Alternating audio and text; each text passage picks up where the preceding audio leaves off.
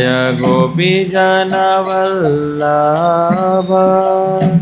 गिरिवरधारी।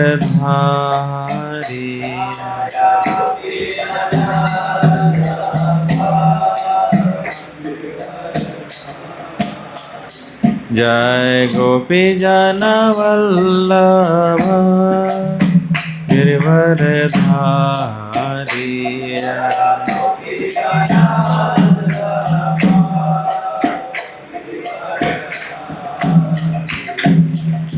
यशोदानंदन व्रज जनरंजन।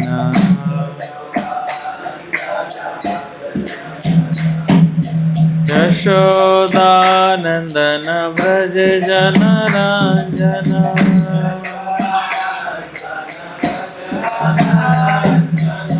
यमुना तीरावनचारी।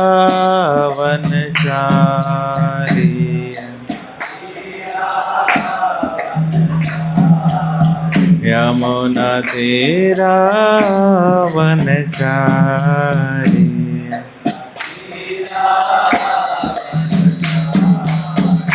जय राधा माधव कुंज बिहारी।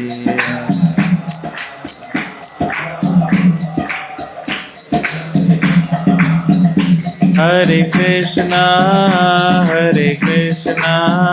कृष्णा कृष्णा हरे हरे, हरे रामा राम राम हरे हरे।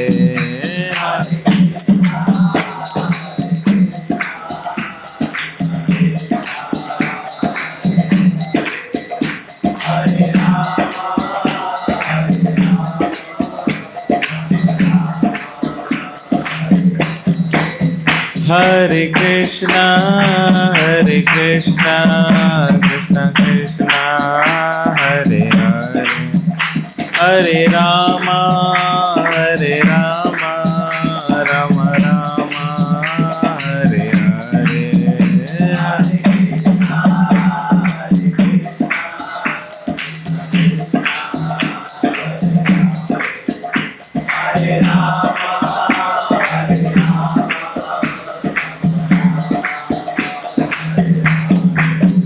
जय राधा माधव राधे।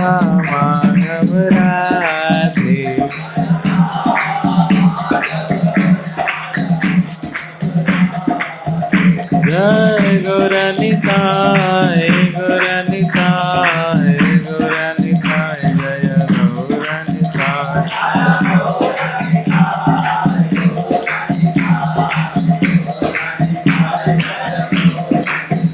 जय जय प्रभुपाद जय प्रभुपाद।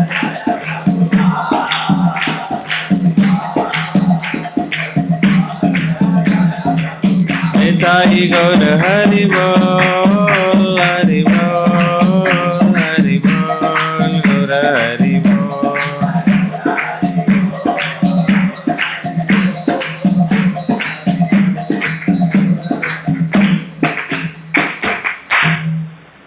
श्री श्री राधा माधव की जय, श्री श्री गौर निताय की जय, जगत गुरु श्रील प्रभुपाद की जय, गौर प्रेमानंदे। ओम अज्ञानतिमिरन्धस्य ज्ञानाञ्जनशलाकया चक्षुरुन्मिलितं येन तस्मै श्रीगुरुवे नमः। श्रीचैतन्यमनोभीष्टं स्थापितं येन भूतले स्वयं रूपः कलामयं ददाति स्वपदान्तिकं। वन्देऽहं श्रीगुरो श्रीयुतापदकमलं श्रीगुरून् वैष्णवांश्च। श्रीरूपं साग्रजातं सहगण रघुनाथान्वितं तं सजीवं साद्वैतं सावधूतं परिजनसहितं कृष्ण चैतन्यदेवं। श्री राधा कृष्ण पाद ललिता श्री विशाखान्विताश्च। हे कृष्णा करुणा सिंधु जगत्पते गोपेश गोपिकान्त राधाकान्त नमस्तुते। तप्त कांचन गौरांगी श्री राधे वृंदावनेश्वरी। वृषभानुसुते देवी प्रणमामि हरिप्रिये। वाञ्छाकल्पतरुभ्यश्च कृपासिन्धो भवेत् च। पतितानां पावनेभ्यो वैष्णवेभ्यो नमो नमः। जय श्री कृष्ण चैतन्य प्रभु नित्यानंद। श्री अद्वैत गदाधर श्रीवासादि गौरभक्तवृंद। हरे कृष्णा कृष्णा कृष्णा हरे हरे। हरे राम राम राम। नमः विष्णुपादाय कृष्णपृष्ठाय भूतले श्रीमते भक्तिवेदांत स्वामिन्निति नामिने। नमस्ते सारस्वते देवे गौरवाणी प्रचारिणे। निर्विशेष शून्यवादी पाश्चात्यदेशतारिणे। हरे कृष्ण। तो आप में से कितने वक्त फर्स्ट टाइम इस सेंटर का है? First time 1 2 3 4। बाकी सब आ चुके हैं, है ना? तो ये हमारा हिसार का सेंटर है। इस्कॉन चंडीगढ़ के द्वारा ये मैनेज है और 2019 में फैन बंद कर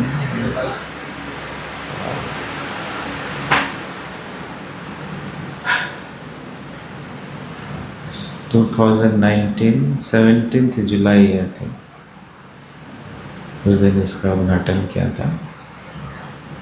5 वर्ष में आप देखोगे कि आज का शाम का जो प्रोग्राम है, स्वामी उम्मीद कर रहे लगभग 10,000 लोग आएंगे।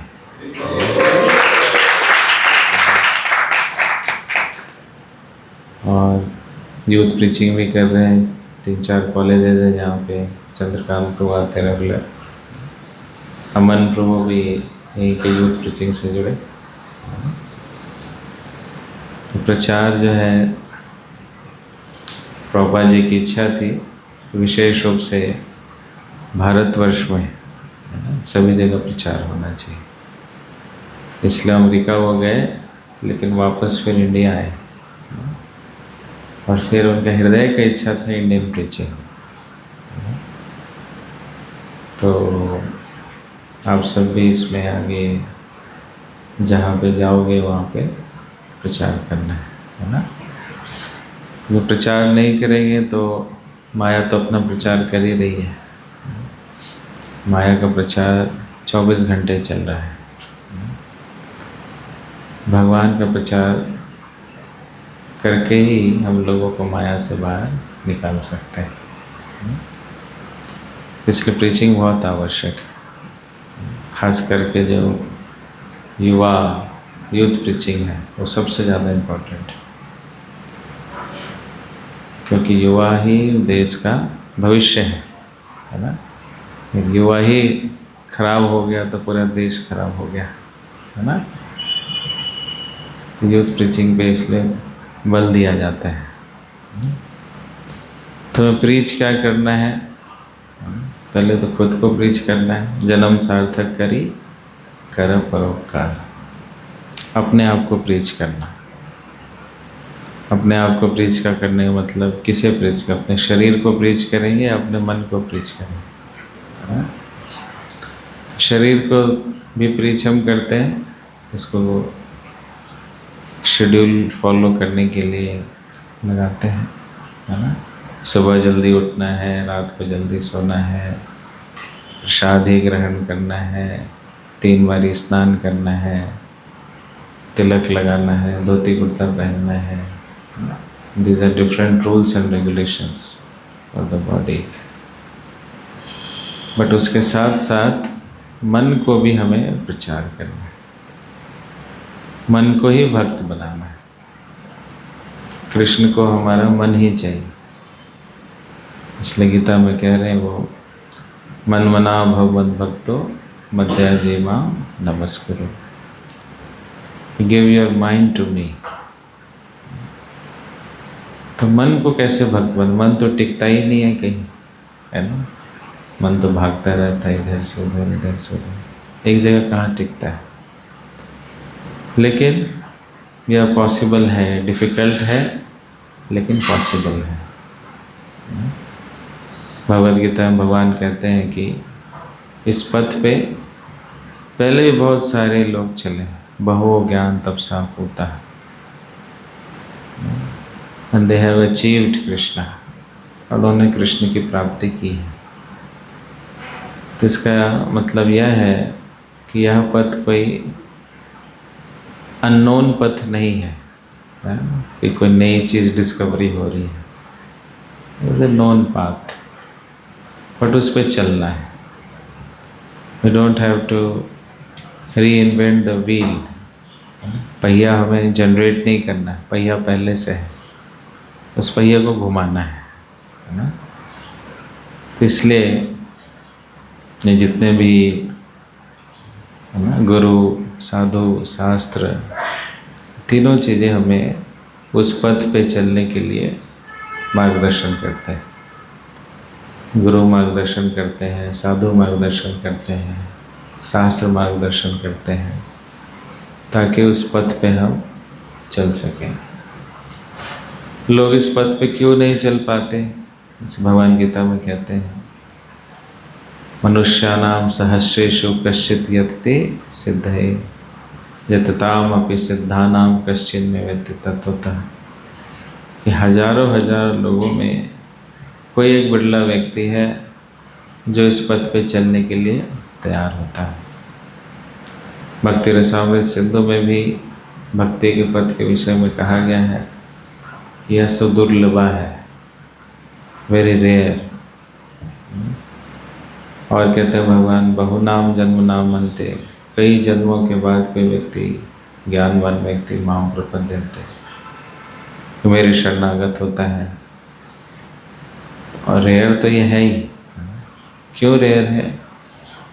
क्योंकि लोग इन तीन के संरक्षण में आना पसंद नहीं करते। कौन सा तीन? गुरु, साधु, शास्त्र। तो अगर गुरु की बातों के ऊपर वो चलना शुरू कर दे, साधुओं के द्वारा जो रास्ता बतलाया गया है उस पर चलना शुरू कर दे, शास्त्र को सही से अध्ययन करे, तो फिर इस पथ पे चलना बहुत सरल और सहज हो जाता है। लेकिन दुर्भाग्यवश लोग इसको फॉलो नहीं करते, न गुरु के संरक्षण में जाते हैं, न शास्त्रों का अध्ययन करते हैं, न साधुओं की संगत करते हैं। तो किस प्रकार से इस पथ पे चलेंगे? इंडिपेंडेंट मेंटालिटी, जो इंडिपेंडेंट मेंटालिटी है कि नहीं मैं सब कुछ खुद से ही कर लूँगा, है ना, तो वो उसको संरक्षण में आने से रोकता है। लेकिन जो इस भावना को कर्म करके गुरु, साधु, शास्त्र के संरक्षण में रहता है, तो बहुत ही आसानी से इस पथ पे बहुत तेज़ी से अग्रसर होता है।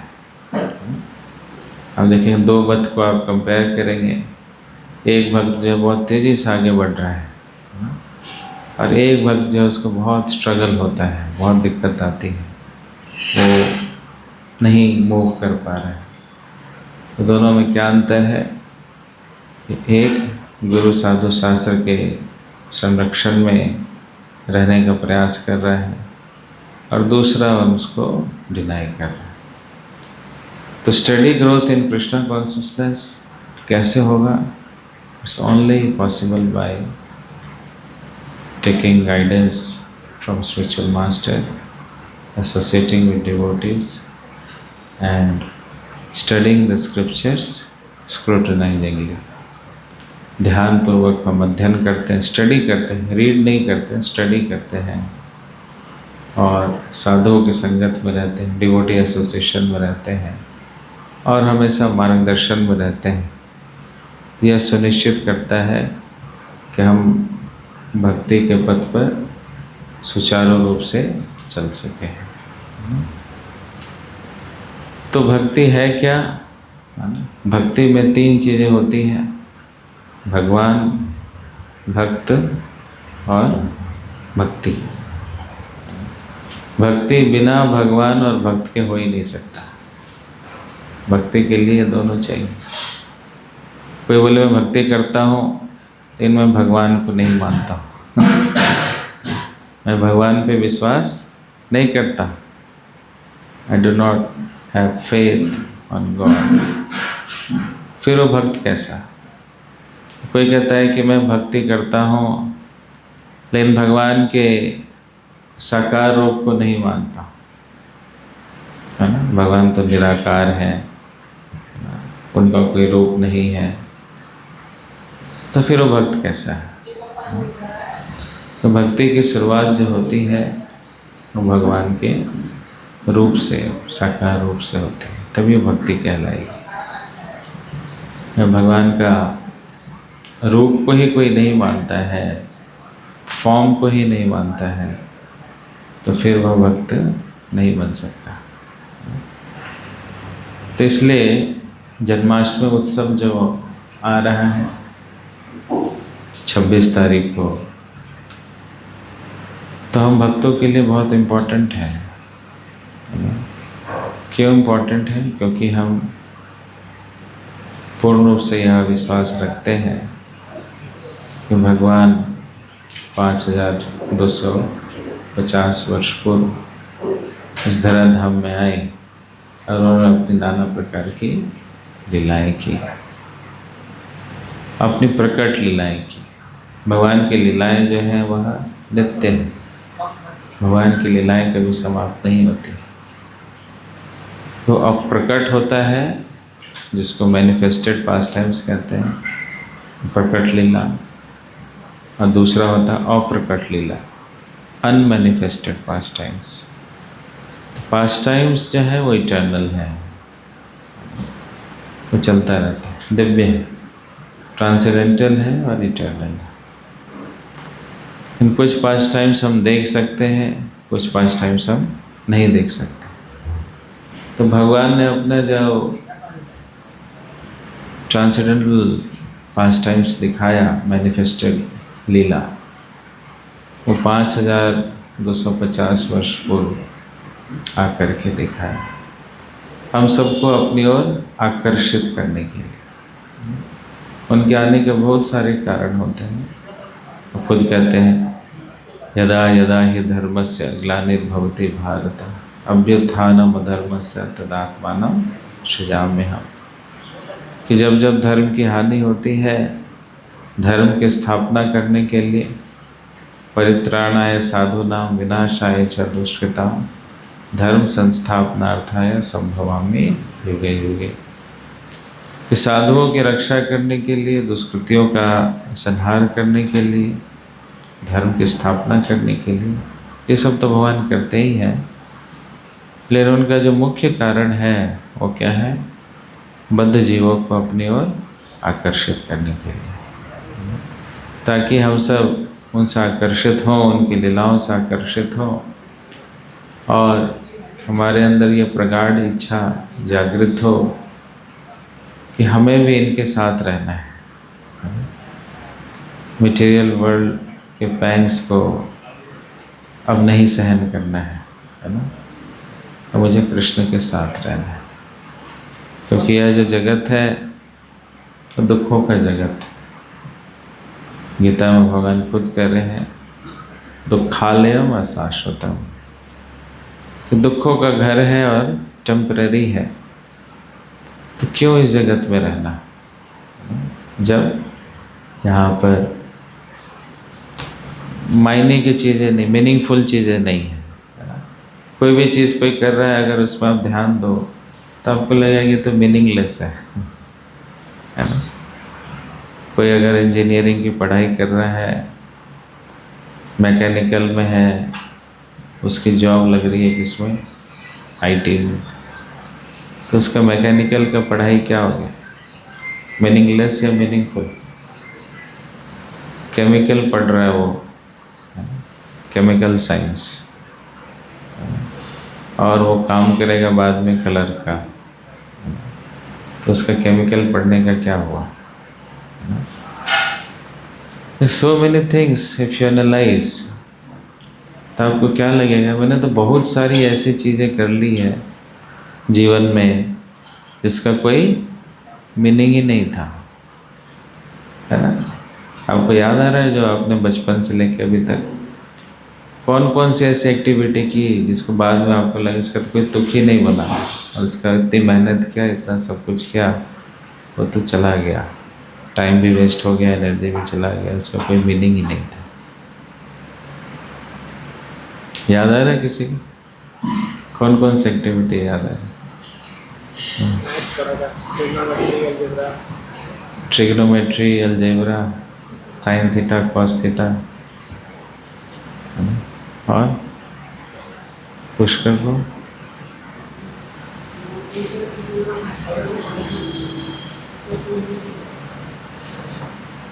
क्या था?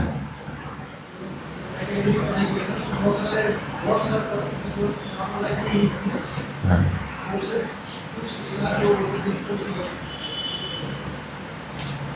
कई ऐसे टॉपिक्स हैं। हाँ,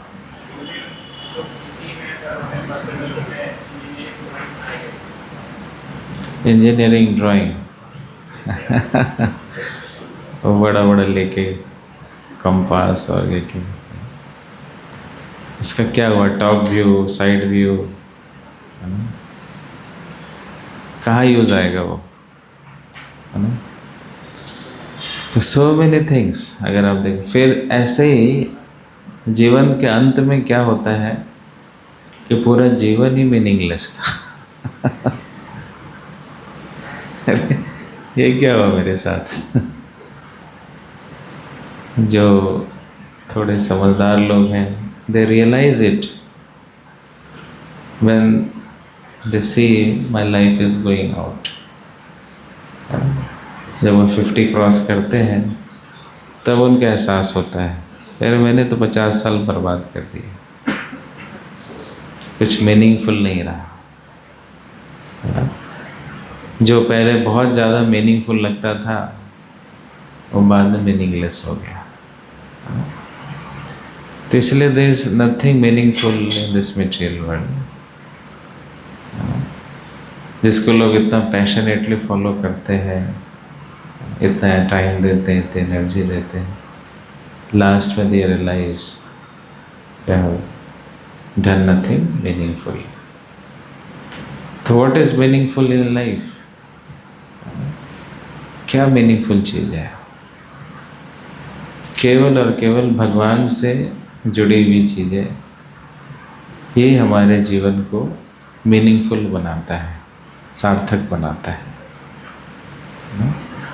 और भगवान से जुड़ी हुई जो चीज़ें नहीं हैं, लास्ट में हम रियलाइज़ करते हैं क्या, इसका कोई मतलब नहीं था, जस्ट वेस्टिंग।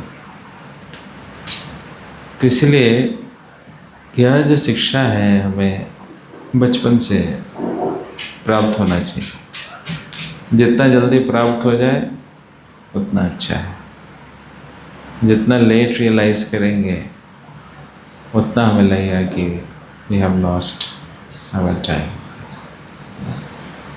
तो हर एक चीज़ को मीनिंगफुल बनाने के लिए कृष्णा कॉन्शियस होना बहुत आवश्यक है, तभी हर एक चीज़ मीनिंगफुल लगेगी, है ना? अगर आप भोजन भी करोगे तो आपको लगेगा वर्थ इट है भोजन करना, सोते भी हो तो आपको लगेगा वर्थ इट है सोना। अगर आपके जीवन का कुछ उद्देश्य है तो उसको हम फॉलो करते हैं, तो उससे संबंधित जितनी चीज़ें हैं वो हमें फिर मीनिंगफुल लगना शुरू हो जाती है। तो first thing is to decide what is my goal of life. वास्तविक रूप से हमारे जीवन का लक्ष्य क्या है? मान लीजिए कोई फुटबॉल खेलता है और वह गोल पोस्ट को देख के फुटबॉल गेंद को फेंकता है, लेकिन जब वह गोल पोस्ट के पास पहुंचा तो उसका गोल पोस्ट ही चेंज कर दिया, उसको उठा के उधर कर दिया, है ना। फिर क्या होगा उसका, अच्छा इधर गोल पोस्ट आ गया, चलो उधर भागते हैं, फिर वो गोल पोस्ट उठा के फिर दूसरी तरफ रख दिया। फिर मान लो इतने सारे गोल पोस्ट चेंज हो रहे हैं, तो फिर वो गोल कहाँ करेगा। सिमिलरली होल लाइफ हम देखते हैं लोगों का, it keeps on changing the goal post. जब वहाँ पहुँचता है बोला हाँ अभी अब चेंज करके इसको चेंज कर लो। अब उसको, आप स्कूल में थे तो आपका गोल पोस्ट क्या था, +2 निकाल लो किसी तरह से, है ना? किसी तरह से अच्छे कॉलेज में एडमिशन ले लो, है ना? जब आप अच्छे कॉलेज में एडमिशन ले लोगे फिर क्या होगा, क्या प्लेसमेंट ले लो, प्लेसमेंट ले लोगे तो और अच्छा प्लेसमेंट चाहिए, और अच्छा पैकेज चाहिए। तो गोल हमेशा चेंज होता रहता है। और लास्ट में लगेगा कि अरे इतना सब किया उसका कुछ फ़ायदा तो हुआ नहीं, है ना? तो इसलिए बुद्धिमान व्यक्ति कौन है, जो पहले ही में ही अपना सही गोल डिसाइड कर लेता है। Okay, this is my aim of life, यह मेरे जीवन का उद्देश्य है और मुझे इस दिशा में आगे बढ़ना है। Then the life becomes meaningful.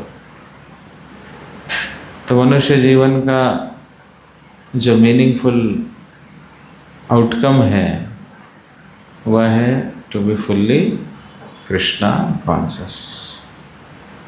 इसलिए भागवत में कहा गया है कि अंते नारायण स्मृति ही, कि अंत में भगवान का स्मरण करना, यही वास्तविक रूप से जीवन का असली उद्देश्य है।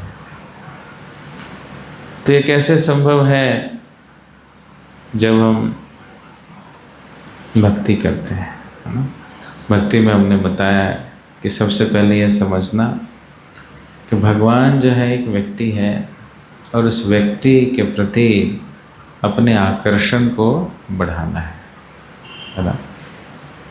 अभी जो आकर्षण है खास करके युवा अवस्था में, जैसे जो व्यक्ति बच्चा होता है तो उसका आकर्षण किससे होता है, बालस्तावड़ क्रीड़ा सकता, खेल कूद में उसकी ज़्यादा रुचि रहती है।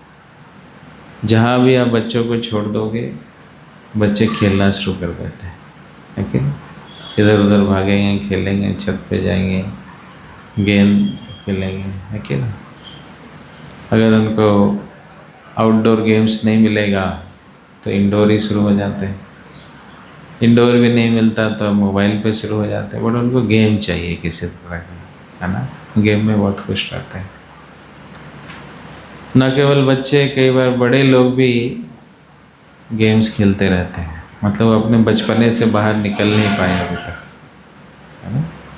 मैं देखा कुछ 40-40 साल के हैं और फ़ोन पे गेम खेल रहे हैं।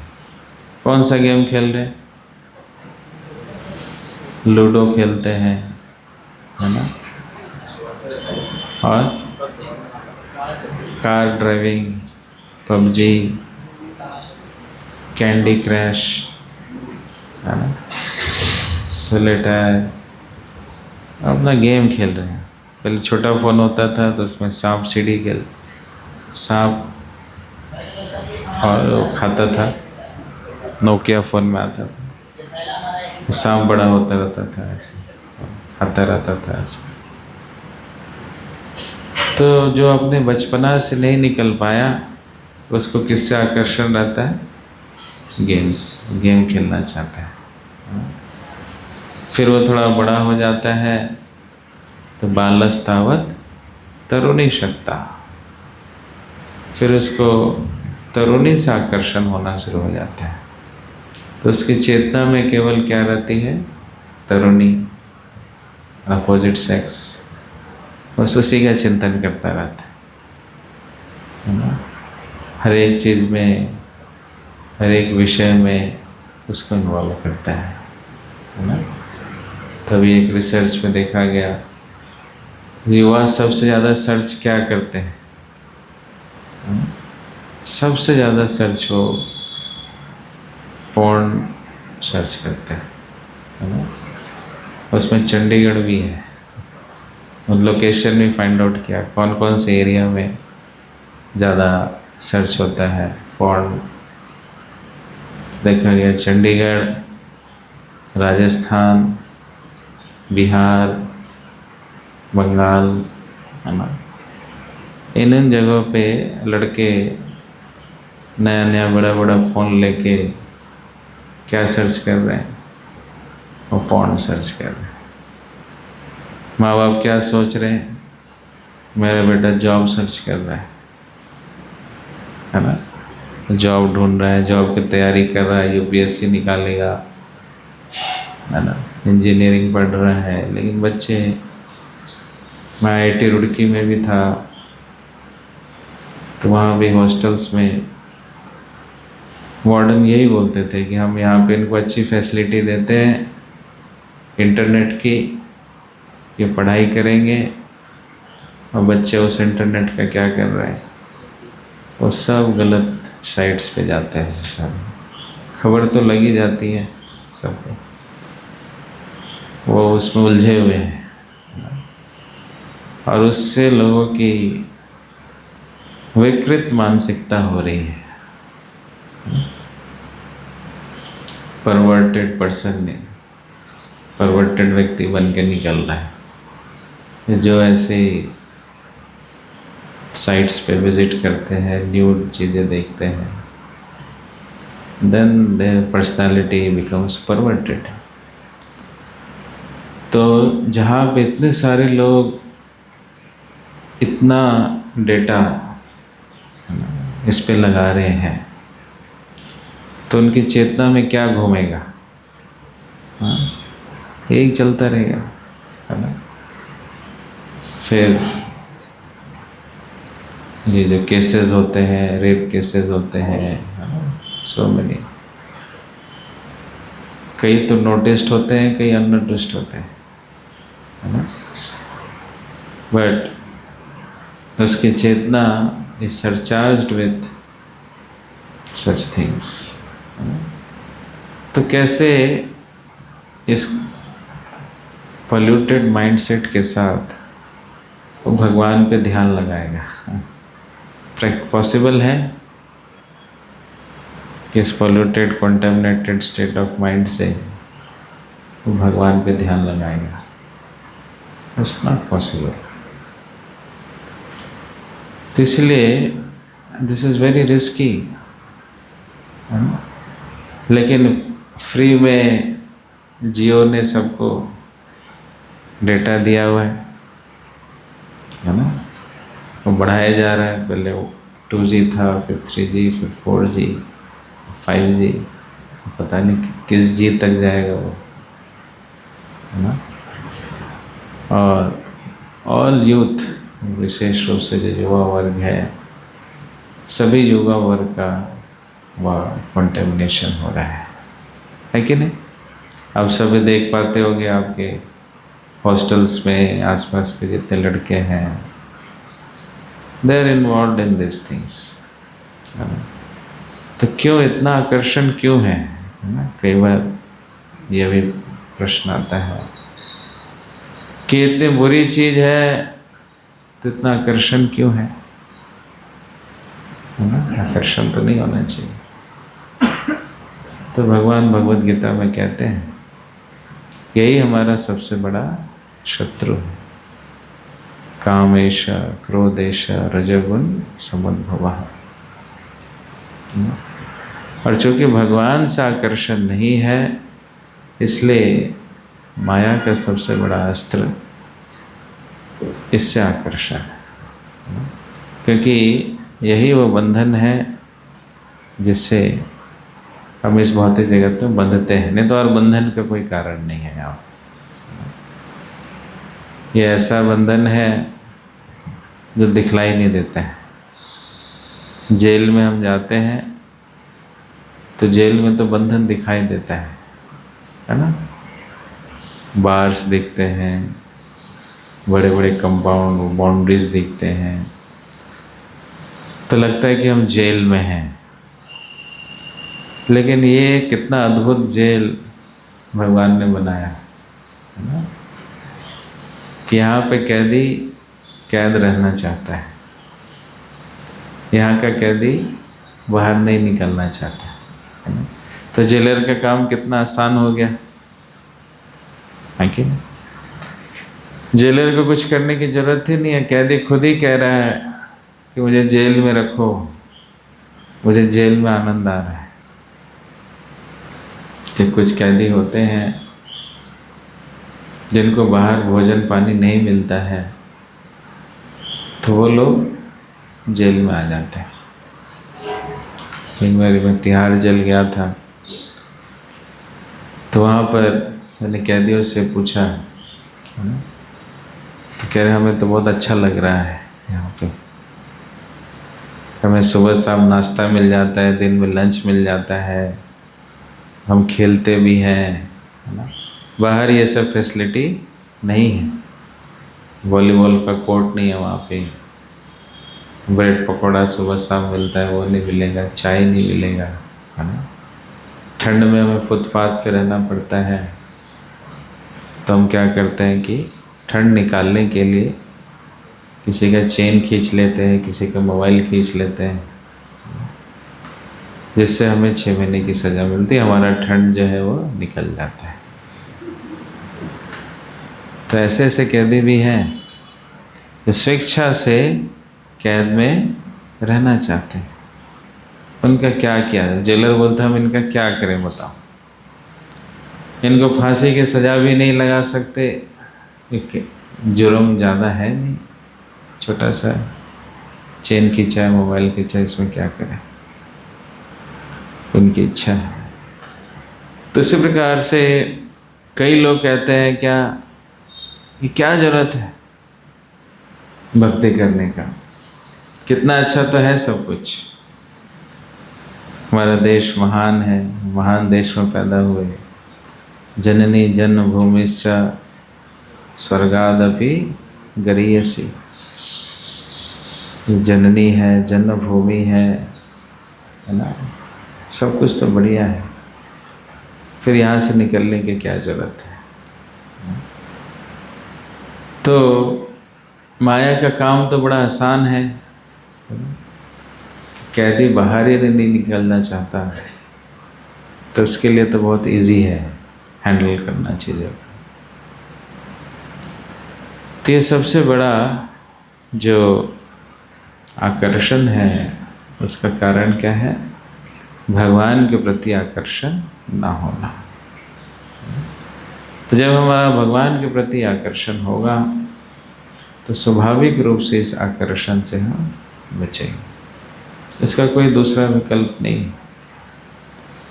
हम कितना भी बोलें कि ये मत करो, ऐसे मत करो, कितना भी कंट्रोल करो, बट व्यक्ति अनायास ही उसकी तरफ आकर्षित होता है।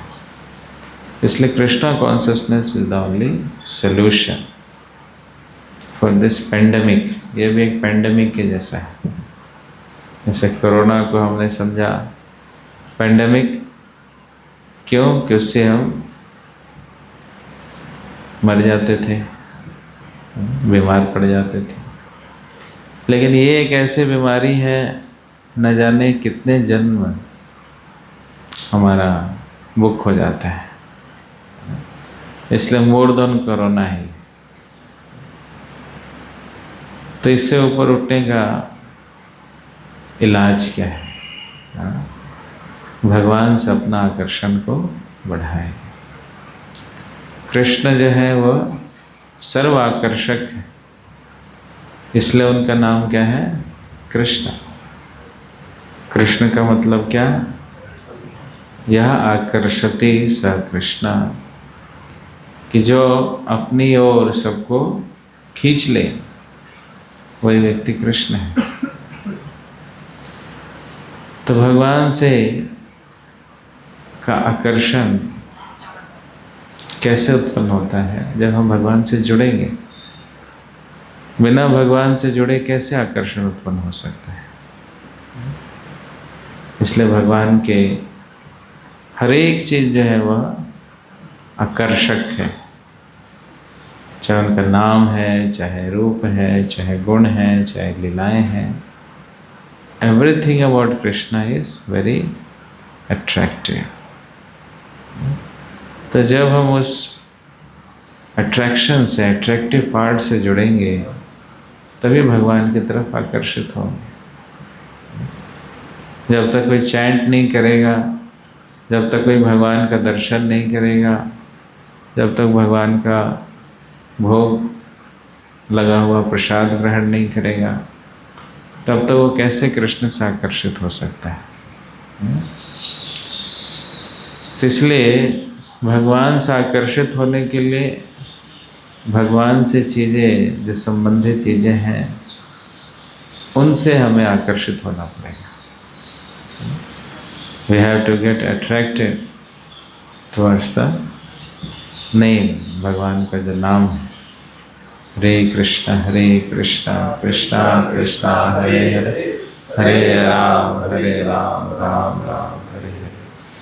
भगवान के नाम से आकर्षण करना, भगवान के रूप से आकर्षण होना पड़े, भगवान के गुणों से, भगवान की लीलाओं से आकर्षित होना पड़े। इसलिए जो भक्त हैं, भक्तों के विषय में क्या कहा गया? शृण्वन्ति गायन्ति गृह्णन्ति साधवा। कि साधु जो हैं, भक्त हैं, वो क्या करते हैं? शृण्वन्ति, वो सुनते हैं, गायन्ति, वह गाते हैं, गृह्णन्ति, वो स्मरण करते हैं। साधु तो क्या सुनते हैं, क्या गाते हैं, क्या स्मरण करते हैं? यही भगवान का नाम, रूप, गुण, लीलाएं। यही सुनते हैं, यही गाते हैं, यही स्मरण करते हैं। ये उनका बिजनेस है। This is the business of a devotee. जैसे भगवद गीता में भगवान कह रहे हैं, व्यवसायित्मका बुद्धि एकः कुरुनंदना। तो जो भक्त है, भक्त का व्यवसाय क्या है?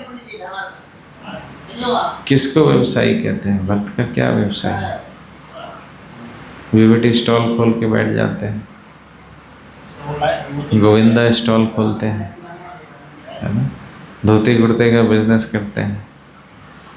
क्या है उनका व्यवसाय? What is the profession of a devotee?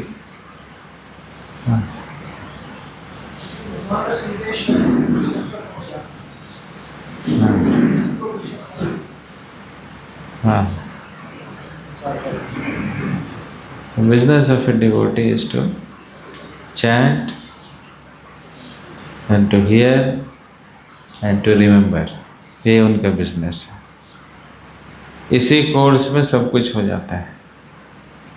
इसी कोर्स में उसकी साधना भी हो जाती है, इसी कोर्स में सेवा भी हो जाता है, और इसी कोर्स में उसका प्रचार भी हो जाता है, सब कुछ हो जाता है। लेकिन उसका बिजनेस क्या है? उसका यही बिजनेस है, to chant and to hear and to remember. व्यवसाय आत्मिका बुद्धि, उसकी जो बुद्धि है वो इसी में लगी हुई है, इसी व्यवसाय को करने में। तो यही हमारा असली जीवन का बिजनेस है ना। कई बिजनेसमैन हैं जो सोचते रहते हैं हम कैसे अपने धन को बढ़ाएं। अभी हमारा 1 लाख का बिजनेस है, 1 साल के बाद इसको हम 10 लाख का बिजनेस करना चाहते हैं। वो 10 लाख का बिजनेस है, इसको करके हम 1 करोड़ तक लेके जाना चाहते हैं। तो मनी, पैसा कमाना चाहते हैं, पैसों का बिजनेस है। इन भक्तों का बिजनेस क्या है? They are only satisfied with these 3 things. उनको सुनने को मिल जाए, उनको गाने को मिल जाए, और उनको स्मरण करने को मिल जाए, बस यही करना है और कुछ नहीं करना। कितना सिंपल है? सिंपल है या मुश्किल है? कितने कहते हैं सिंपल है? सभी कहते हैं इट्स वेरी सिंपल। लेकिन सब करते तो है नहीं, है ना। सिंपल है लेकिन हो नहीं पाता है ना, क्योंकि वो अट्रैक्शन नहीं है। अट्रैक्शन जहाँ होगा अपने आप व्यक्ति वो करना शुरू कर देता है ना।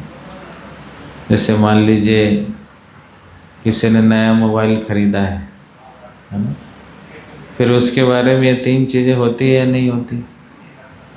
शृण्वन्ति, गायन्ति और गृह्णन्ति, है ना। उसके बारे में सुनता भी है, उसके बारे में बोलता भी है और उसका स्मरण भी करता है। क्यों? क्योंकि उससे वो आकर्षित है। तो जिससे हमारा आकर्षण होगा उसके प्रति हम ये तीनों चीज़ें स्वाभाविक रूप से करना शुरू कर देते हैं, है ना। जिसका आकर्षण नहीं है तो फिर ये तीनों चीज़ें करके आकर्षण उत्पन्न होगा। ऐसा मान लो आकर्षण नहीं है कृष्ण के प्रति, लेकिन फिर भी हमें कृष्ण का श्रवण करना है, फिर भी हमें कृष्ण के विषय में गाना है और फिर भी उनका स्मरण करना है। तो ऐसा करने मात्र से धीरे धीरे आकर्षण उत्पन्न होगा। कोई बोले कि नहीं पहले मेरा आकर्षण उत्पन्न होगा फिर मैं शृण्वन्ति, गायन्ति, गृह्णन्ति करूँगा, तो आपको क्या लगता है कभी उसका आकर्षण उत्पन्न होगा? तो फिर तो कभी शृण्वन्ति, गायन्ति कर नहीं पाएगा। जैसे कुछ लोग कहते हैं कि जब मुझे भगवान बुलाएंगे तभी मैं मंदिर आऊँगा, ऐसा बोलते हैं। उसको पूछा आप मंदिर क्यों नहीं आते? बोले भगवान ने बुलाया नहीं, है ना। भगवान के बिना तो एक पत्ता भी नहीं हिलता है, तो मैं भी नहीं हिल पा रहा हूँ क्योंकि भगवान ने बुलाया नहीं अभी तक। तो बेवकूफ़ी है। सारा इल्ज़ाम, सारा कंप्लेंट किसके ऊपर डाल दो? भगवान। कितना अच्छा तरीका है ना। हम तो अच्छे हैं, बुरा कौन है? भगवान। वो नहीं चाहते मैं मंदिर आऊँ, वो नहीं चाहते मैं वृंदावन आऊँ, वो नहीं चाहते मैं माला जप करूँ, वो नहीं चाहते मैं गीता पढूँ। कि जो माला जप गीता नहीं करते पढ़ते तो उनका यही आर्गुमेंट होता है कि भगवान ने अभी इच्छा प्रकट नहीं की है, नहीं तो मैं तो तैयार बैठा हूँ जैसे माला जप करने के लिए गीता पढ़ने के लिए, है ना। तो आकर्षण नहीं भी है तो ये सब चीज़ें करके हम आकर्षित हो जाते हैं। बोले कैसे आकर्षण उत्पन्न होगा? तो ये एक्टिविटी करो, आकर्षण उत्पन्न हो जाता है। क्यों आकर्षण उत्पन्न होगा? क्योंकि भगवान के साथ हमारा शाश्वत संबंध है और ये एक्टिविटी करके वह संबंध हमारा फिर से जुड़ जाता है। इसीलिए नेचुरल है। श्री प्रभुपाद जी भक्ति रसामृत सिद्धों में बतलाते हैं, उदाहरण समझाते हैं। जिस प्रकार से एक छोटा सा बालक होता है, बालक के अंदर चलने की क्षमता होती है, लेकिन उसको थोड़ा प्रैक्टिस चाहिए। वो बच्चा थोड़ा प्रैक्टिस करेगा तो धीरे धीरे उसके अंदर चलने की प्रवृत्ति है वो बाहर आएगी और चलना शुरू कर देता है, भागना भी शुरू कर देता है। उसको थोड़ी प्रैक्टिस करनी पड़ती है। उसी प्रकार से डिवोशन जो है वो नेचुरल है, बट अभी अननेचुरल अवस्था में हमें क्या करना पड़ता है? डिवोशनल सर्विस इन प्रैक्टिस, अभ्यास करना पड़ता है। तो it may seem to be unnatural but gradually it will lead to the natural state. जैसे कई बच्चों को स्कूल जाना पसंद नहीं होता, बोलता है मेरे लिए अननेचुरल है ये, रोना धोना शुरू कर देता है, पैर पटकना शुरू कर देता है, मैं नहीं जाता है स्कूल, आज मेरे पेट में दर्द है, आज ये हो गया, आज वो हो गया, नहीं जाता। है ना। फिर भी उसको पकड़ करके स्कूल डाल के आ जाता है। थोड़ा वो शुरुआत में चिल्लाता है, मम्मी पापा करता है, लेकिन बाद में फिर बोलता है ठीक है मैं कर ही क्या सकता हूँ, है ना। तो धीरे धीरे धीरे वह एडजस्ट कर जाता है ना। उसी प्रकार से डिवोशनल लाइफ में appear to be unnatural initially, but if you persist, then gradually the same life becomes natural. समय के साथ धीरे धीरे वही नेचुरल लगना शुरू कर जाता है। इसलिए गीता में भगवान कह रहे हैं अभ्यासेन तो कौन्तेय वैराग्येन च गृह्यते। By practice and by renunciation it's possible. जो चीज़ अननेचुरल है वो नेचुरल कैसे बनती है? By practice and by renunciation, by following some dos and by following some don'ts. कुछ डूज को सख्ती से पालन करने से एंड कुछ डोंट्स को सख्ती से पालन करने से हमारे लिए सेम चीज़ नेचुरल बन जाती है। तो भगवान जैसे बतला रहा था कि अपनी ओर बद्ध जीवों को आकर्षित करने के लिए नाना प्रकार की लीलाएं करते हैं। तो उनका जो जन्म है वह जन्म भी क्या है? दिव्य है। इसलिए वो कहते हैं जन्म कर्म च मे दिव्यम एवं यो वेत्ति तत्वतः त्यक्त्वा देहं पुनर्जन्म नैति मामेति स्वर्जना। कि मेरा जो जन्म है और जो मेरा कर्म है वह दोनों क्या है? दिव्य है। क्योंकि बाकी जो लोग हैं उनका जो जन्म होता है उसमें हम देखते हैं क्या, जब बच्चे पैदा होते हैं तो क्या करते हैं, वो रोना शुरू कर देते हैं। जो बच्चा नहीं रोता है तो फिर डॉक्टर या नर्स उसके साथ क्या करते हैं? उसको चींटी काटते हैं, उसको रुला देते हैं। जब वो रोना शुरू कर देता है बोलता है आपका बच्चा नॉर्मल है ना। कि जब जब ये रोएगा तब ये क्या है? नॉर्मल है। इसलिए यहाँ पे रोना नॉर्मल है। तो आप किसी को रोते हुए देखो तो उसको क्या बोलो? तो पैदा हुआ था तो ऐसे ही पैदा हुआ था, है ना। जो भी आपको कभी आपको दिखाई देता है कोई व्यक्ति मायूस, दुखी, रोता हुआ, कितनों को दिखाई देता है? तो उसको आप क्या बोलोगे? कि आपका जन्म तो ऐसा ही हुआ था, अब शुरू से ऐसा ही है, तो अब क्या हो गया? What is new in it? There's nothing new. वो रुलाते हैं तो जो हम रो रहे हैं तो कोई बड़ी बात नहीं है, ये रोने वाला जगत ही है, ऐसा ही है। खुद भी लोग रोते हैं और दूसरों को भी रुलाते हैं, यही बिजनेस चल रहा है। जो नहीं रो रहा है तो फिर थोड़ा टेंशन हो जाता है, लोग क्यों नहीं रो रहा है ना, इसको रुलाओ, तो सब मिल के इसको रुलाते हैं। So this is going on. But भगवान जब आते हैं तो रोते हैं क्या? भगवान क्या करते हैं? मुस्कुराते हैं, स्माइलिंग फेस, और अपने माता पिता को समझाते हैं। माता देवकी को, वसुदेव जी को समझाते हैं कि आपको रोने की आवश्यकता नहीं है, मैं आ चुका है ना। ऐसा बच्चा हुआ है जो अपने माता पिता को समझाए, डोंट वरी, बी हैप्पी, है ना। ये भगवान कर सकते हैं। इसलिए उनका जन्म जो है वो दिव्य बताया गया। जो माता देवकी के गर्भ में है तो माता देवकी इतना ज़्यादा एफल्जेंट हो गई है बहुत ज़्यादा एफल्जेंट हो गई। क्यों? क्योंकि स्वयं भगवान उसके गर्भ में है।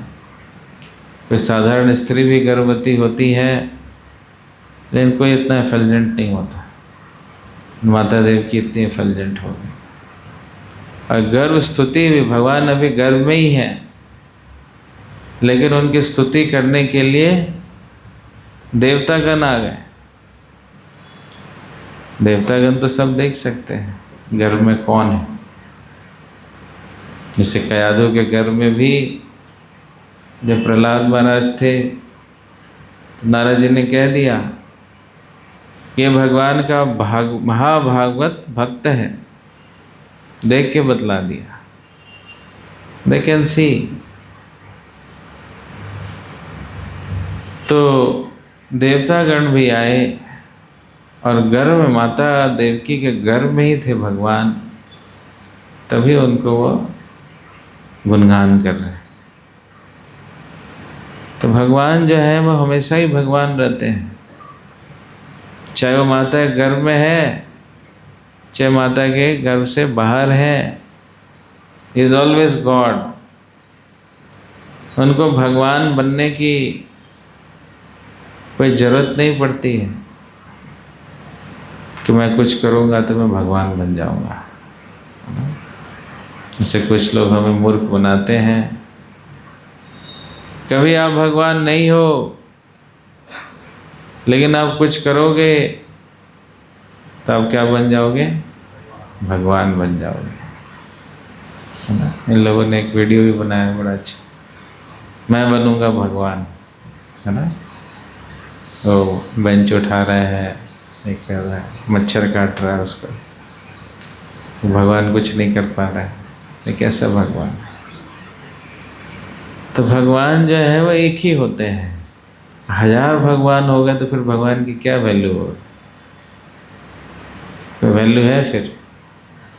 कोई वैल्यू, सारे भगवान ही बैठे हुए हैं यहाँ पे, तो फिर भगवान की कोई वैल्यू नहीं रहेगी। इसलिए चैतन्य चरितामृत में कहा गया है, एकलः ईश्वरः कृष्णः आर सब भृत्य। ये भगवान एक ही है। वो भगवान कौन है? वो श्री कृष्ण है। और बाकी सब क्या है? उनके भृत्य। भृत्य मतलब क्या?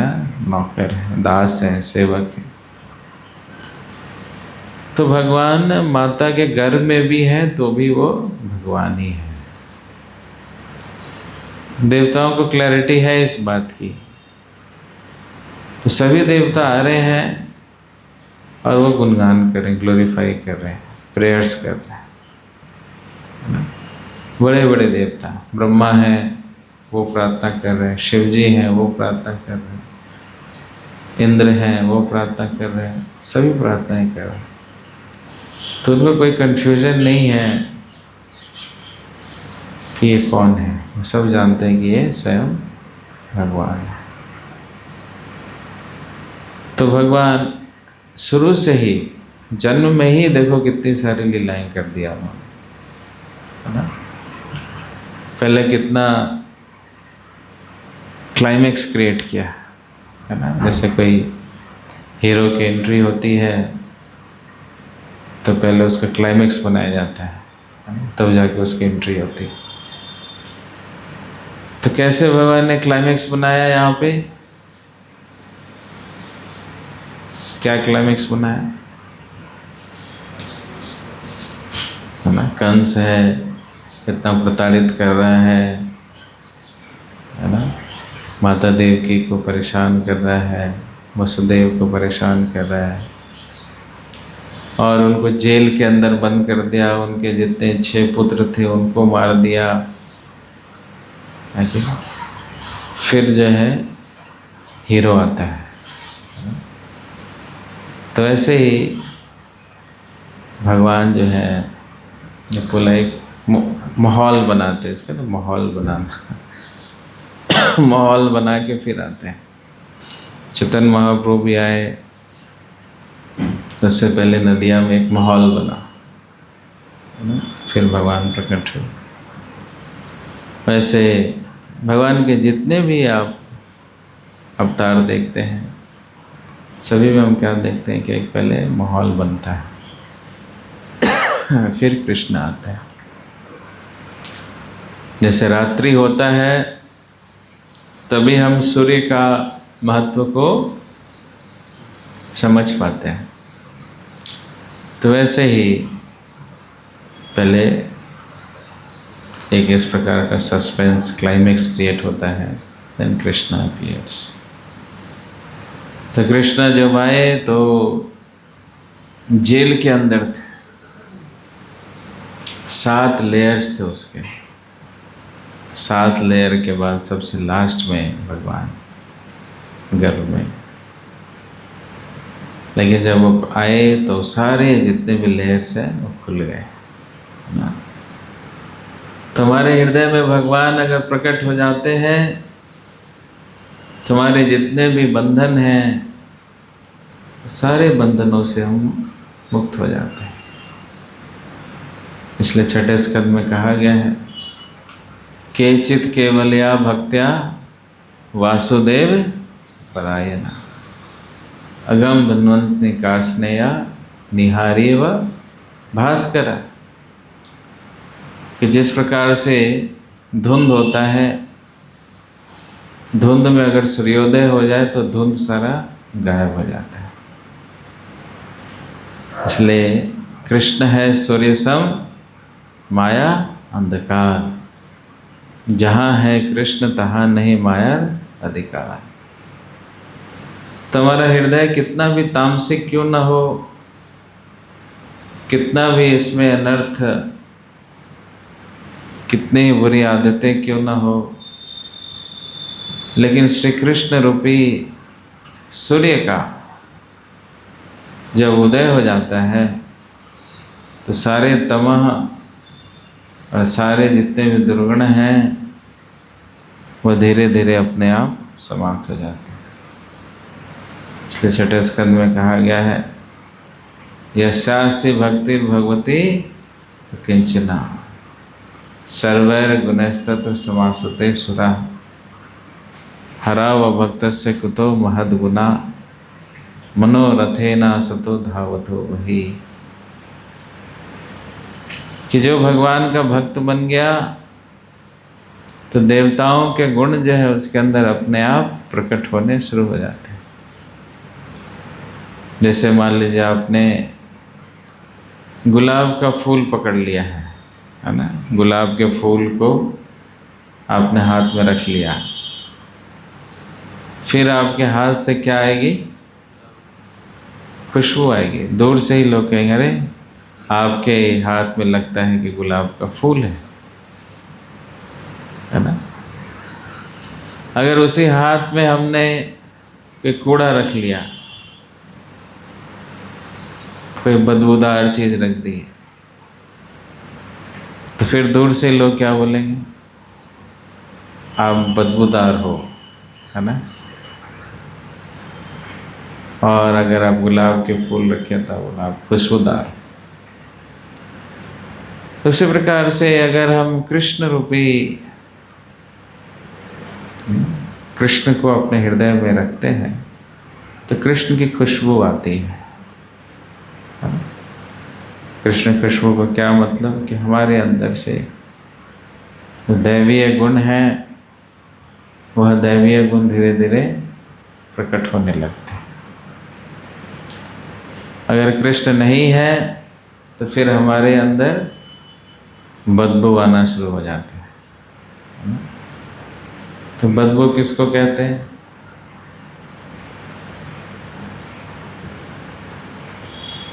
बदबू किसको कहते हैं? अनर्थ में क्या?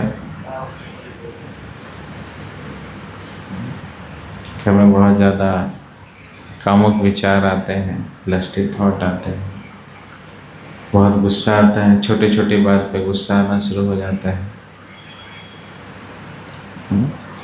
फॉल्ट फाइंडिंग, दूसरों के अंदर दोष देखना, गलत काम करने के लिए तत्पर रहना, यह सब जो है किसके लक्षण हैं? बदबू के लक्षण। इन खुशबू का क्या लक्षण है कि हमें दूसरों के अंदर अच्छे गुण दिखाई देने शुरू हो जाते हैं। और भी अच्छे गुण हैं, सहनशीलता का, कोऑपरेशन का, compassion का, so many divine qualities. So all these divine qualities manifest when Krishna is present in the heart. आप कहोगे भगवान तो हमारे हृदय में रहे ही है कि नहीं? आप ऐसे कितनों के हृदय में भगवान रहते हैं? कितनों के हृदय में चले गए? पहले रहते थे अब चले गए। कितने लोग ऐसे, कितने को लगता है पता ही नहीं है कि नहीं है, कब आते हैं कब जाते हैं पता ही नहीं चलता। हाँ, तो भगवान हम सबके हृदय में है। किस रूप में है? परमात्मा। तो फिर परमात्मा में कृष्ण में क्या अंतर है? क्या अंतर है?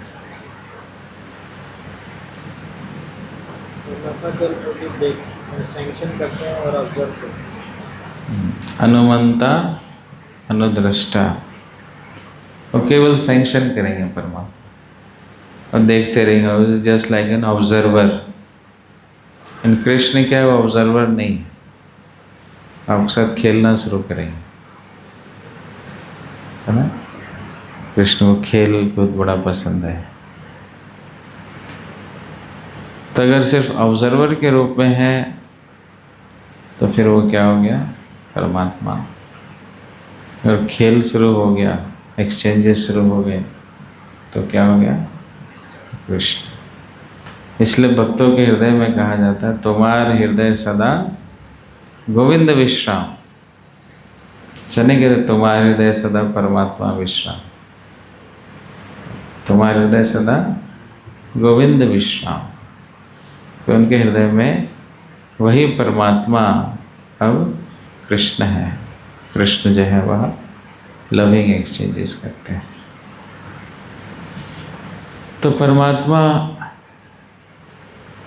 खड़े रहते हैं, है ना, और कृष्ण बैठ जाते हैं। परमात्मा खड़े क्यों रहते हैं?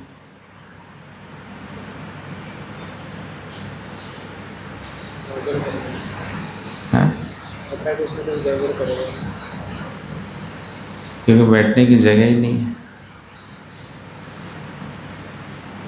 जगह तो बनानी होती है ना। जिसके हृदय में जगह ही नहीं है भगवान के लिए, वो कहाँ बैठे? वो देखते कहाँ मेरे लिए जगह बनाया है इसने?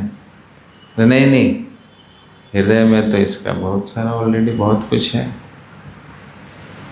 इसका चल रहा है अभी, बिजनेस कैसे बढ़ेगा, उससे कैसे शादी होगी, उससे मेरा ये क्या होगा, है ना, 50 साल बाद मेरा क्या होगा।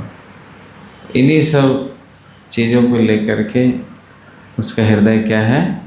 फुल है। मेरे लिए तो जगह ही नहीं है। तो इसलिए ऐसे लोगों के हृदय में भगवान कैसे रहते हैं? खड़े रहते हैं। लेकिन जो भगवान के लिए जगह बनाता है, क्लीन करता है अपने हृदय को, हरे कृष्णा कृष्णा कृष्णा हरे हरे, हरे राम राम राम हरे हरे, जैसे क्लीन करेगा। चेतो दर्पण मार्जनम भव महादावाग्नि निर्वापणम। अपने चित्त का मार्जन करेगा तो फिर उसका हृदय साफ होगा और फिर भगवान उसके हृदय में बैठेंगे। तो यही जन्माष्टमी। जन्माष्टमी का मतलब क्या? कि भगवान को अपने हृदय में बिठाना। इस प्रकार से बिठाना, पहले अपने हृदय को शुद्ध करना, तो वो बैठेंगे। वेट कर रहे हैं, वो देख रहे हैं कब ये खाली स्थान करेगा, कचरा कब हटाएगा, और वो बैठने के लिए तैयार भी है ना। और वो अनलिमिटेड भी हैं। ऐसा नहीं कि इनके हृदय में बैठ के बस चले गए, इनके साथ चले गए, अब तो मेरा नंबर आएगा ही नहीं, वैकेंसी कम है। जैसे IAS एग्ज़ाम के लिए 20 लाख लोग अप्लाई करते हैं और कितनी सीटें होती हैं उसमें? 1000। 20 लाख में केवल 1000 सीटें। लेकिन यहाँ पे क्या ऐसा है, 20 लाख लोगों के लिए कितने कृष्ण हैं?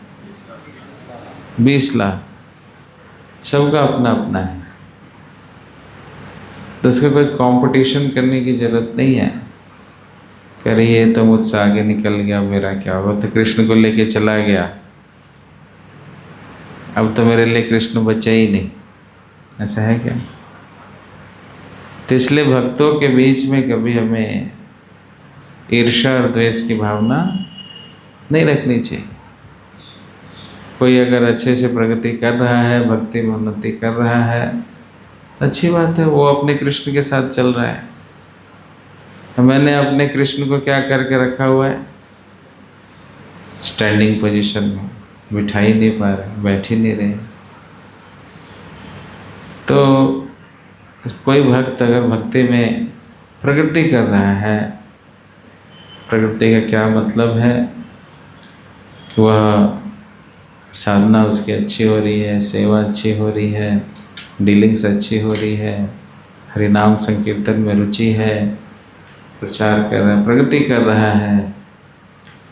तो ऐसे भक्तों से ईर्ष्या द्वेष अगर हम करना शुरू करते हैं तो फिर जो भगवान खड़े हैं वो बोले मैं खड़ा ही रहूँगा, बैठूँगा नहीं, है ना?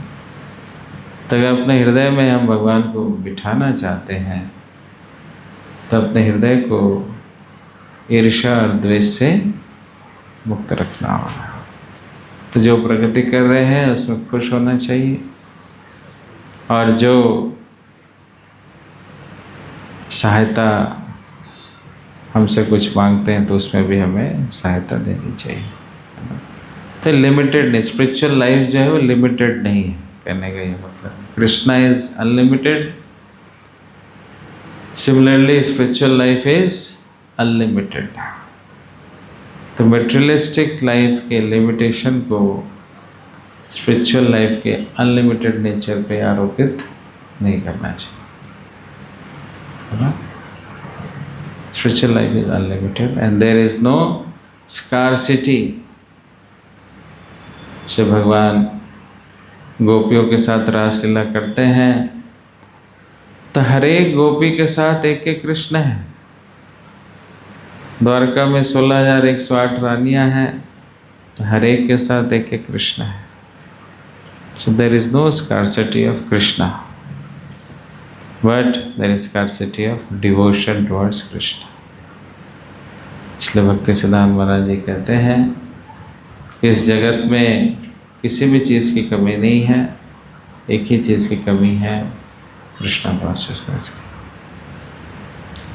तो जन्माष्टमी में हमें प्रयास करना है कि ज़्यादा से ज़्यादा अपने आप को हम शुद्ध बनाएं, कृष्ण से जोड़ें और अपना जो लॉस्ट रिलेशनशिप है उसको अपना स्थापित करें।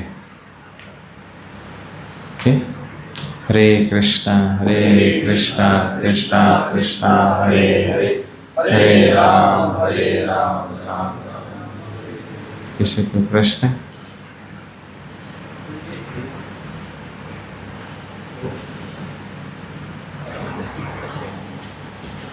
थैंक यू पूजी फॉर वंडरफुल क्लास। पूजी आपने बताया था स्टार्टिंग में लस्ट के बारे में, मतलब हम अपनी इंटेंशंस को और फीलिंग्स को, हम अपने फीलिंग्स और इमोशंस को भगवान की सेवा में लगाएंगे तो इंटेंशंस और कॉन्शियसनेस को प्योर कर सकते हैं। तो पूजी हम लस्ट को कैसे भगवान की सेवा में लगा सकते हैं? लस्ट का उल्टा क्या है? लव, है ना? Lust is for the body, body का ही लस्ट होता है ना? देखो मान लो कोई मिस वर्ल्ड है ना, मिस यूनिवर्स है, उसको लोग पहली बार ही देखते, बोलते पहली नज़र में इससे बोलते लव हो गया, बट लव नहीं है, वो क्या है? लस्ट है। वो कहते हैं कि you have to fall in love. They fell in love. Both of them fell in love. But love में फेल नहीं करते, लस्ट में फेल करते, लस्ट में गिरते हैं। तो भौतिक जगत का जो ये सो कॉल्ड लव है, actually it is lust. So absence of love is lust. This absence of light is darkness. Similarly, absence of love leads to lust. और love केवल कृष्ण से ही हो सकता है। माता पिता कितना ही बोल दें कि मैं अपने बच्चे से बहुत प्रेम करता हूँ, लेकिन कुछ ना कुछ लस्ट है। लस्ट का मतलब कुछ चाहिए बदले में, है ना? मैं IAS ऑफिसर नहीं बन पाया, मेरी इस लस्ट को, मेरी इस इच्छा को कौन पूरा करेगा? मेरा बेटा, मेरा राजा बेटा, है ना? और राजा इसलिए क्योंकि मेरा बेटा है, बाकी सबके बेटे ठीक है, बट राजा तो मेरा ही बेटा है। और मेरी इस इच्छा की पूर्ति कौन करेगा? ये करेगा।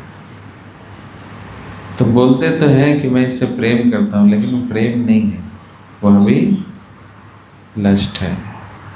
अपनी इच्छा को आरोपित कर रहे हैं, अपनी इच्छा की पूर्ति करना चाहें। तो इस जगत में लव तो है ही नहीं।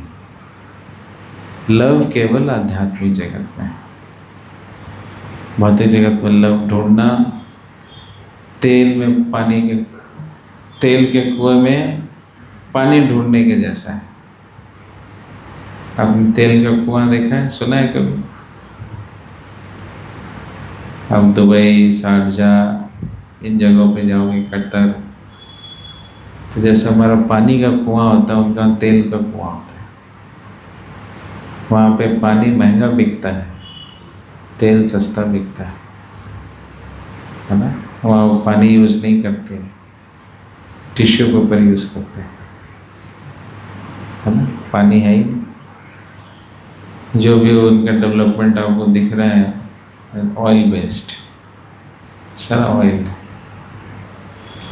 अब कोई सोचे कि हिसार में हमने जब गड्ढा खोदा था तो हमें क्या मिला था? पानी। दुबई में भी हम गड्ढा खोदेंगे तो क्या मिलेगा? पानी। उसको मिलेगा क्या? तेल। बोले ये पानी निकला है, और उसने क्या किया? उस पानी को पी लिया। लेकिन वो क्या पी रहा है? तेल पी रहा है। फिर उसको ऐसा लग रहा है कि कोई बात नहीं, ये है तो पानी, लग रहा है मुझे तेल। ये तेल पानी है, ये तेल नहीं हो सकता, क्योंकि गड्ढा खोदते तो क्या निकलता है? पानी। उसका पूरा विश्वास है किस चीज़ पे? कि जब जब गड्ढा खोदेगा क्या निकलेगा? पानी। This is the problem, misconception. तो ये कॉन्सेप्ट जो है क्लियर होना चाहिए कि इधर कोई पानी नहीं है, जहाँ खोदेंगे वहाँ तेल ही निकलेगा। एक तो खोदते समय तेल निकलता है व्यक्ति का, है ना? और खोदने के बाद भी तेल निकलता है, और तेल पीने के बाद भी तेल ही निकलता है। तो पूरा वर्ल्ड तेल ही है ना? तो कहने क्या मतलब? There is no love. नहीं है। कहीं भी कितना भी आप कोशिश कर लो, इधर लव नहीं मिलेगा। तो लव की अपेक्षा करना अपने आप में मूर्खता है। तो वो जो अपोजिट सेक्स की तरफ जो आकर्षण है वो भी लस्ट है। किससे आकर्षण है? शरीर से आकर्षण। अगर उसी मिस वर्ल्ड या मिस यूनिवर्स का 1 इंच स्किन बाहर कर दिया जाए, है ना, उसको हटा दिया जाए 1 इंच, ज़्यादा नहीं, तो कोई उसको देखना चाहेगा? सब क्या बोलेंगे? तो भूत आ गया, है ना, कोई नहीं देखेगा। तो किसको वो प्रेम कर रहे हैं? स्किन को कर रहे हैं। ये बीमारी है, स्किन डिजीज है, जिसमें स्किन को ही हम समझते हैं कि ये सब कुछ। देहात्म बुद्धि, जिसको bodily conception of life, in which skin is considered everything. तो उस स्किन देहात्म बुद्धि से ऊपर उठ करके भगवान के प्रति प्रेम। पानी पिएंगे तो तेल पीने की इच्छा नहीं रहेगी। अगर कोई प्यासा है तो कुछ तो पिएगा, उसको जो दिखेगा वही पिएगा। प्रॉब्लम है उसकी प्यास, है ना, उसकी प्यास प्रॉब्लम है, और उसके पास सिर्फ तेल ही तेल दिखलाई दे रहा है, तो तेल ही की तरफ जाएगा, पानी तो उसको दिख ही नहीं रहा। तो इसलिए उसको पानी की तरफ लेके जाना, पानी पिलाना है। तब वो तेल के कुएं के पास भी जाएगा तो बोलेगा ये सब तेल है, फिर वो पानी, उसमें पानी नहीं ढूंढेगा, है ना। तो प्यासे को पानी पिलाना है, तेल पिला के उसकी आदत खराब नहीं करना है ना। यही समस्या है, लोग प्यासे को तेल पिलाए जा रहे हैं बिठा बिठा के। बेटा तेल पी, नहीं अच्छा लगता फिर भी पी। मैंने भी पिया था तेल, तेरे दादाजी ने भी तेल पिया था, तो तुझे भी तेल पीना है। और जो तुम्हारे भविष्य है, कुलदीप आएगा तुम्हारा, उसको भी क्या पिलाना है? उसको भी तेल ही पिलाना, क्योंकि यहाँ तेल ही मिलता है ना। तो ऐसे पाठ पट्टी हमें पढ़ा देते हैं स्कूल में, कॉलेज में, घरों में, लेकिन ये तेल से कभी हमारा प्यास नहीं बुझेगा, है ना। तो हमें पानी पीना है। भक्ति रसामृत सिंधु, ऐसा भी सिंधु है, ऐसा भी एक सागर है जो भक्ति का रस का सागर है। भक्ति रसामृत सिंधु। अब उसका जो रस है वो मिलियंस एंड मिलियंस टाइम्स जो है भौतिक सुख से ऊपर है। तो you have to taste that nectar. उस नेक्टर का हमें आस्वादन करना है, और उस नेक्टर का आस्वादन करने के लिए ही हम बने, है ना। तो आकर्षण रहेगा, आकर्षण कभी जाएगा नहीं, बस उस आकर्षण को हमें शिफ्ट करना है। अगर अपोजिट सेक्स की तरफ आकर्षण है, जिसका मतलब आप नेचुरल हो, है ना, बट उस प्रवृत्ति को गलत दिशा में जा रहे हो, दिशा का प्रॉब्लम है। Attraction is not the problem, the way, the direction it is being directed, it is the problem. Attraction में कोई गलत नहीं है, वो स्वाभाविक है, तभी तो सब आकर्षित हो रहे हैं, तभी तो इतने पॉर्न सर्च मार रहे हैं लड़के। क्यों? वो अट्रैक्शन है, उसको पानी मिल नहीं रहा, वो तेल की तरफ जा रहा है। अगर मान लो पूरा इंटरनेट पे, पूरे वेबसाइट्स पे, हर एक जगह कृष्ण का ही स्टफ हो, पूरा पानी पानी हो जाए, क्या जैसे सर्च करो कृष्णा का आ गया, भजन आ गया, कीर्तन आ गया, फोटोज आ गए, लेक्चर्स आ गए, है ना, एवरीथिंग रिलेटेड टू कृष्णा। इससे लोगों का आकर्षण उत्पन्न हो गया तो फिर वो जाएंगे नहीं उस तरफ, है ना? तो उसकी जो प्रवृत्ति है, उसकी जो ललक है, वो गलत नहीं है, लेकिन बेचारा करे क्या, उसके पास तो विकल्प ही नहीं, कहाँ जाएगा? प्यास बुझाने कहीं तो जाएगा। तो इसलिए प्रचार करना बहुत ज़रूरी है। चंडीगढ़ में इतना सर्च मार रहे लड़के, मतलब चंडीगढ़ में प्रचार पूरा है नहीं। अगर मान लो हमारे यूथ फोरम से सारे स्टूडेंट जुड़ जाएं तो क्लिक करना छोड़ देंगे